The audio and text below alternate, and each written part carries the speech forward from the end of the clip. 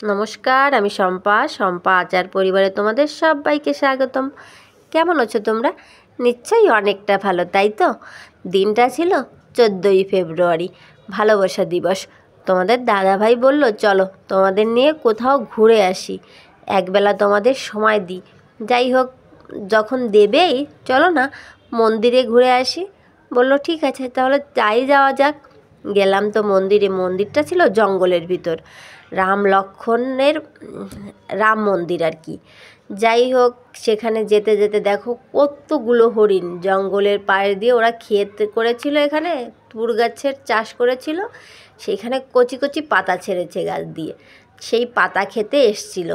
তাই আমরা গিয়ে প্রায় তোমার কতগুলো 25-26-এর উপরে হবে হরিণ।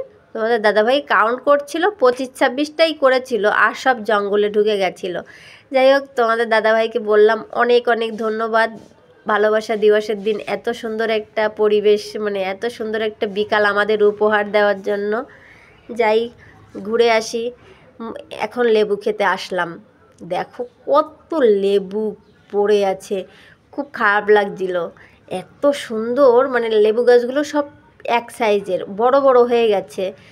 হ্যাঁ, আর লেবু পেকে পেকে দেখো নিচে দিয়ে কিভাবে পড়ে গেছে। শুধু তাই নয়, লেবু সিজন এখন না, তারপরেও অনেক লেবু গাছে আছে। আর এখন নতুন করে ফুল এসছে, ফল এসছে, এগুলো অক্টোবর মাসে হবে। দেখো কিভাবে, মানে প্রত্যেকটা পাতায় পাতায় লেবু। এই লেবু যখন ধরবে না, তখন গাছগুলো এরকম নিচে হয়ে পড়বে, তখন হয়তো আরও বেশি মজার লাগবে। যাই হোক, অনেকটা অনেকটা মজা লাগছিল আজকে লেবু খেতে এসে। লেবু নিজ হাতে পেড়ে, আর লেবুগুলো না অনেকটা মিষ্টি ছিল, অনেক মিষ্টি ছিল, মানে গাছগুলো বড় বড় হয়ে গেছে তো। আর এখন দেখো কিভাবে পেকে পেকে নিচে দিয়ে পড়ে গেছে। খুব খারাপ লাগছিল যে উফ, যদি আমাদের হতো একটা লেবুও পড়তে দিতাম না। দেখো, তাই দু একটা লেবু নিচ থেকে ভালো ভালো দেখে নিয়েও নিলাম। কি করব। আর যে মালিক বলছিল তোমাদের যদি লাগে, তোমরা যদি নিতে চাও তাহলে গাছ থেকে নিতে পারো। তো আমরা অতটাও নেয়নি, যে উনি যতটা বলছিল, কারণ এসছি ঘুরতে, মানে বলে না আবাতেদের শাকের ভুঁই দেখাতে নেই, সেরকম ব্যবহার যদি করি আর কোনোদিনও আসতে দেবে না। তাই দু একটা নিয়েই ওই পর্যন্তই থাকলাম। হ্যাঁ, খুব মজা লাগছিল। আমার মনে হচ্ছিল না যে আমি ক্ষেত থেকে বের হই। তারপর তোমাদের কেমন লাগলো কমেন্টে অবশ্যই জানাবে আমাকে, যে আমাদের আজকের ভালোবাসা দিবসের দিনটা কেমন ছিল। আমার তো অনেকটা ভাল লাগছিল। আর এদিকে চলো পেঁয়াজকলির ক্ষেত দেখাই। পেঁয়াজের ক্ষেত দেখেছ, এইখানে এ সমস্ত কিছুও চাষ হয়। জলের অভাব কম থাকলেও অনেক ফসলই হয় এদিকটায়।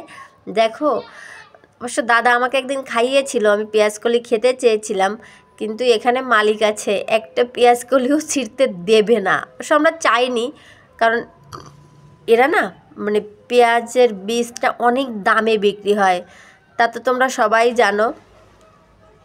সেই জন্য ওরা পেঁয়াজকলি খায় না, পেঁয়াজ ফুল মানে পেঁয়াজের বীজ বিক্রি করে। আর পেঁয়াজ তো অনেক দামেই বিক্রি হয় এখন, যে পেঁয়াজের দাম বাবা। আর আমরা এই বাইরে মানে মাছ মাংস খায় না, কিন্তু পেঁয়াজটা এরা সব দিনই খায়। মানে পেঁয়াজটা এদের মাছ মানে ইসের ভিতর পড়ে না, তাই জন্য পেঁয়াজ রসুনের অনেকটা দাম এই বাইরের দিকটায়। আমার না খুব ইচ্ছা হচ্ছিল, তাই একটু ফটো করে নিলাম। আর এদিকে দেখো তোমাদের দাদা ভাই, বারে বারে বললাম তুমি উঠো না গাছে, না দুটো পেরেই নিয়ে আসি। হ্যাঁ, আমি যাই হোক, যদি পারতে দাও নিচের দুটোই পারো, উপরের দিকে তুমি কিন্তু যেও না, কারণ তোমাদের দাদা ভাইয়ের মাঝে মাঝে না 2 বছর আগে বড় একটা অ্যাক্সিডেন্ট হয়ে গেছে। সবাই তো বলছিল হাঁটতেই পারবে না, কিন্তু আমার দৃঢ় বিশ্বাস ছিল মা দুর্গার প্রতি, যে মা দুর্গা আমার পরে এতটা বিচার করতে পারবেই না। তাই মা দুর্গার পরে সব ছেড়ে দিয়েছিলাম। যাই হোক, মা দুর্গা আজ সব ঠিক করে দিয়েছে। মা দুর্গাকে শত শত কোটি প্রণাম।